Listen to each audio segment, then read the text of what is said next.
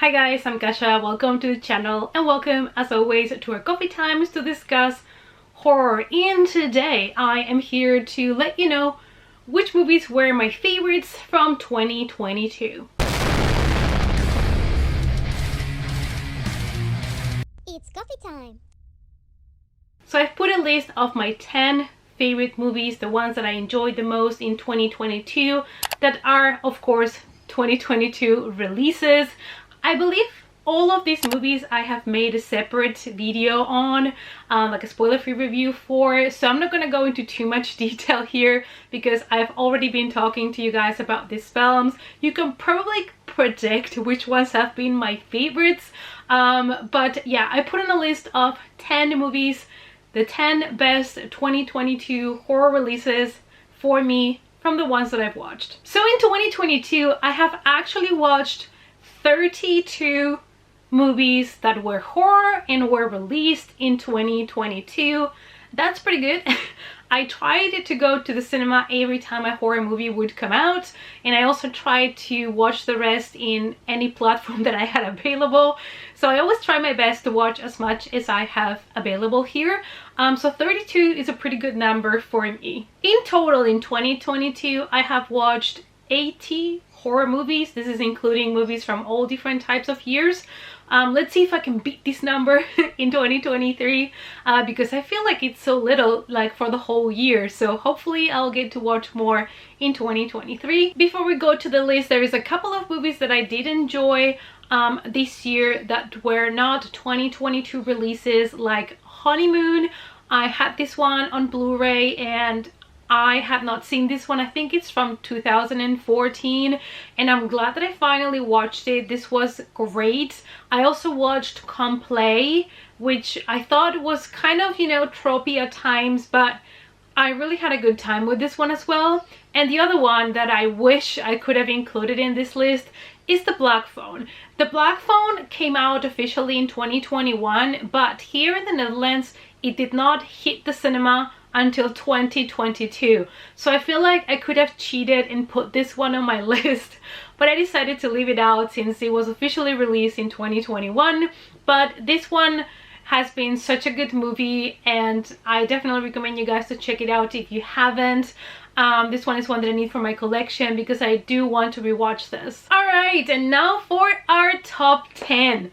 Let's start with the first favorite that I had this year that I knew already was gonna make it to this list, and I think I watched this back in January or February, but I already knew that this one was gonna make the list, and that is Fresh. Noah is tired of your typical dating and dating apps, but she meets this really charming, cute guy called Steve at the grocery store, and she decides, why not, you know, I'll give him my number, we can meet for a date.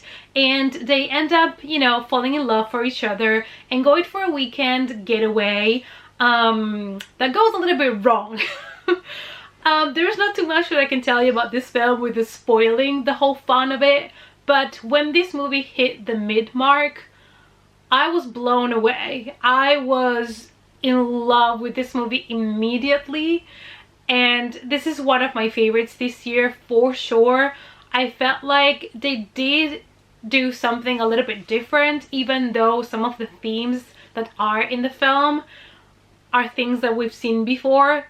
But it was just so surprising. It was electrifying.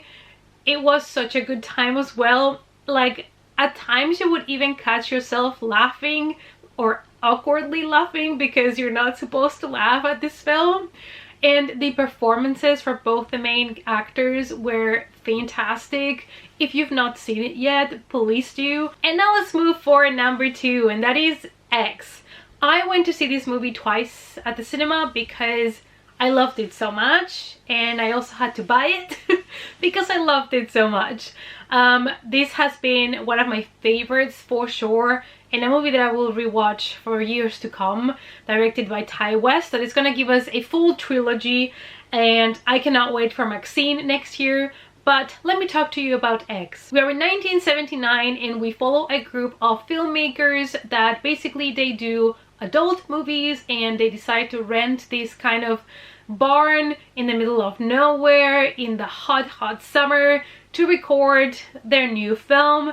So they go there, and the old couple that lives in the house next to the barn starts to act a little bit weird, and that is when things again go a little bit downhill here. This movie felt more Texas Chainsaw Massacre than the new reboot of Texas Chainsaw Massacre.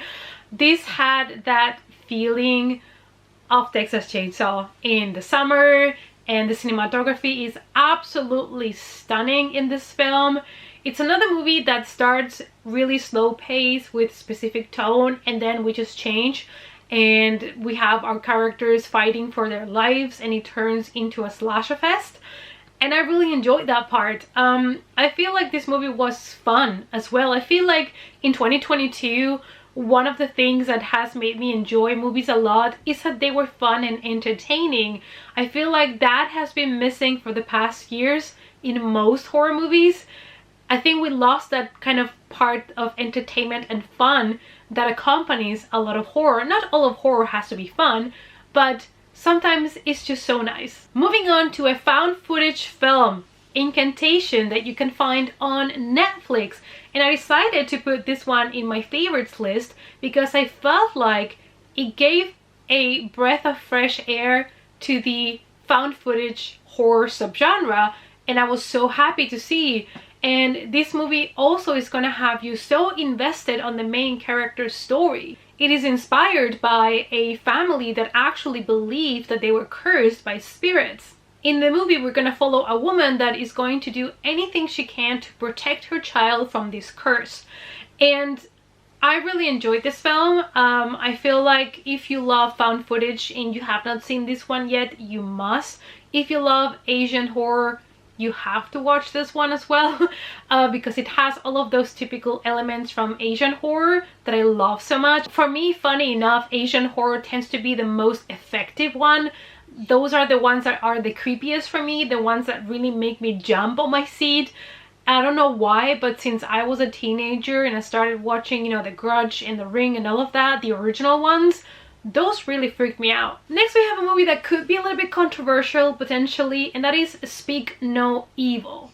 This is one of those movies that you're either gonna love it or you're gonna absolutely hate it, because this movie is one of those films that you kind of know what's coming, but you know you cannot stop it, and it is not a pleasant film to watch. A Danish family meets a Dutch family while they are on vacation, and they decide to keep in touch because they have children of the same age.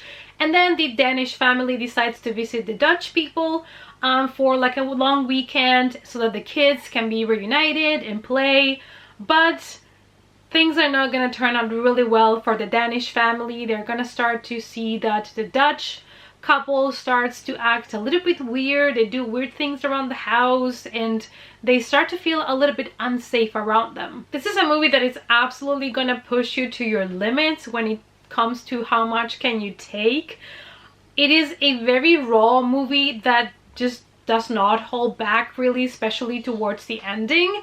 And it is about human relationships and the necessity that we have to please other people, even though that might put us in jeopardy and our loved ones. It was such an interesting movie. It was just horrifying as well. If you have not seen this one, please do, but keep in mind that, there might be here some trigger warnings. But yeah, this one is one that absolutely surprised me. I thought I was going to a regular horror thriller, and then it just blew me away. Next we have Smile, and I decided to put this one here because kind of the same thing. When I went to see this film, I expected really tropey ABC horror, and I found myself in a different experience, especially towards the end. Plus, it was really entertaining, and this part of, everybody smiling in the film that could be goofy and could not work, it actually worked, because every time the camera would focus, like it would make like a, like a shot of someone's face, I would be scared that they were gonna start smiling. You're kind of expecting it all the time, and that is that tension that you're having throughout the whole film. We follow Dr. Rose that experiences a really traumatic event. One of her patients commits suicide in front of her. That's how the movie starts. That's what you get to see in the trailer as well. And after that, she starts to feel like the curse or whatever was attached to this patient is now attached to her. So she's gonna have to find out what's going on and if she's able to get rid of this curse, hunting, whatever's going on. This movie was really interesting. There was also a lot of attention paid to detail when it comes to colors and the meanings, and it had a lot more to offer than what I expected just based on the trailer. And like I said, it was again really entertaining, a lot of fun, and it had a bonkers ending that I was so there for. And of course, our next one, no surprise, is another one that was bonkers and I loved it. And that is Barbarian. Barbarian has been one of my favorite ones this year. Oh my god. This movie, I just want to watch it all the time. Justin Long in this movie, his character has been the best.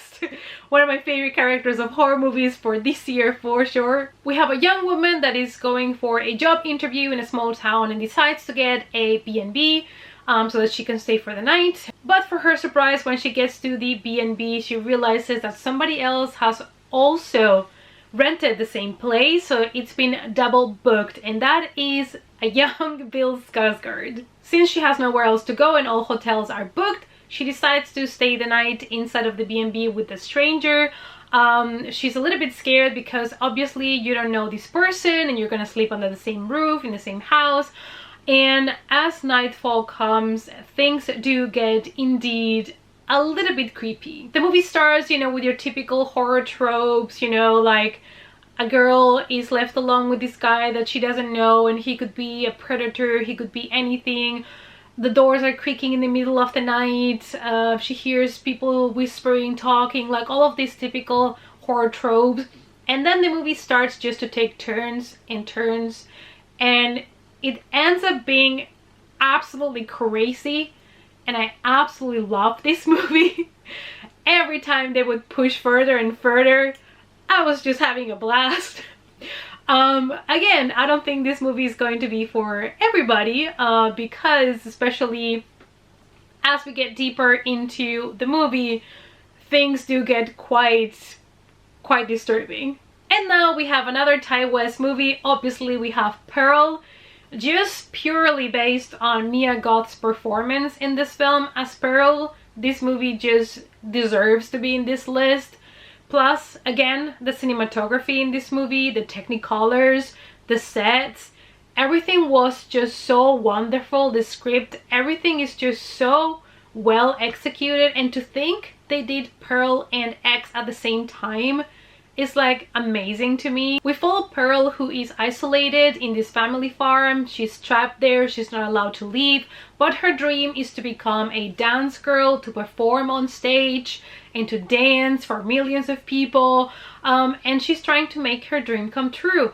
And she's really struggling with herself and with other people's feedbacks, and she's going to get a little bit violent at some point, as you could expect. Now this one is very slow paced. It takes a really long time until shit hits the fan. But if you've seen X and really loved it, this is a movie that you have to see in order to understand the whole complexity of Pearl's character, where she comes from and why she is the way she is. This is a prequel from X, and as I've mentioned before, we're gonna get a sequel next year called Maxine, and I'm so happy about it. And now we have a movie that I know a lot of people are not gonna understand why I have it on this list, but please know this is a complete personal choice and I'm okay. And that is Terrifier 2. Now hear me out. This movie was just so much fun to me. It was really entertaining to me. I feel like Art the Clown as a character, as a villain, as a horror franchise is amazing and I love him. I feel like this movie, with the budget they had, did a good job, except from some of the actors were not that great. I mean, I'm not gonna pretend that this is a perfect movie at all. And also when it comes to the gore and the practical effects and the kills, which is why you watch Terrifier 4, I felt like they put so much effort into them, that they were a bit different, that they were exciting, that they were messed up, disturbing, and I really had fun with it, so that's why it's on my list. I don't think there's much that I need to tell you about the plot of this movie. There's not much plot in the Terrifier films apart from Art the Clown, who is, as far as we know, a kind of a supernatural entity, a supernatural villain that just kills for pleasure until we get another explanation on why, because we don't really know much about his background, which is also probably why he's still such a mystery and such an intriguing character. Now, here in the Netherlands, the movie has not hit theaters yet. And I got an invitation for a horror night on the 13th of January, which is Friday the 13th. So they're doing a special screening of Terrifier 2 in the city. And you bet your ass I'm going. I booked that shit so fast. The moment I got the email, Horror Nights, Terrifier 2, I was like, book, book, book. So I'm gonna go and finally experience it with other people in a theater. And I'm so excited. I just cannot wait to see people's reactions, and I cannot wait to see how many people are gonna stand up and leave. And after that special night release, I think it's gonna start running in the theaters here from the 19th of January on, and I'm still gonna go again. Probably to watch it at a small theater where normally only like regular people go, because I just want to see the reactions of regular moviegoers when they are faced with the brutality of this film. I guess I'm a little bit sadistic myself in a way as well, because I just want to see other people suffer. We've nearly made it to the end, and it's time now to talk about The Menu. The Menu is a movie that, honestly, when I saw the trailer, I was in love with it because of the cast, and also because of the theme. I thought it was really interesting concept. It looked a little bit more of a thriller than a horror to me. And after I watched it, I was sold. I didn't expect to love this movie as much as I did. The Menu follows a couple that travels to an island to be able to taste the menu. So the chef has created a special menu. It's really hard to get tickets to the restaurant. It's really hard to get a table, so they're really excited to finally try the food. And we follow the guests as they come in and they sit down and they start trying all the different courses from the menu. And obviously there is another reason why they're there, not just the food, and we're gonna be invited to discover it with them. The way this movie managed to pull the audience into the film by introducing all the courses to us that our characters were going to taste and making us kind of a part of it as well. It was a little bit meta in ways, and this movie was fantastic. Please do watch it. This is such a good exploration of characters and people with secrets, and you know, more than meets the eye kind of thing.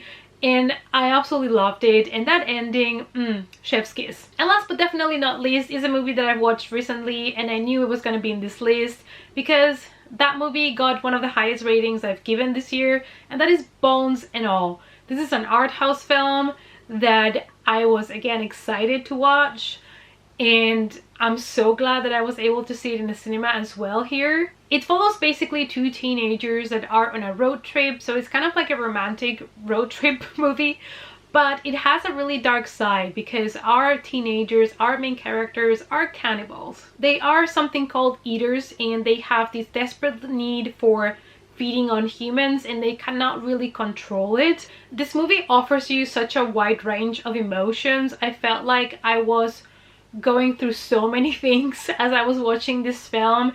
It was impressive. The acting was amazing, the cinematography, the vast, almost deserted like scenes from America. It was just so well executed. I feel like the pacing, the way things were introduced here and there to push the narrative forward, it was just so smart.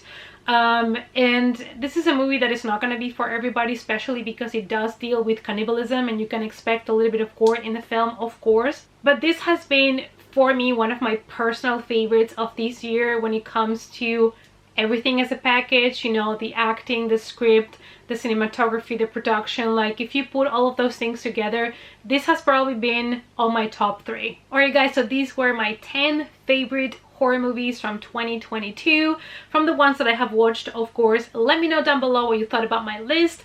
Are there any movies that were your absolute favorite that I have not mentioned? Let me know in the comments down below. Thank you guys as always so much for watching. Thank you guys so much for your support, and I hope to see you all in the next coffee time. Bye!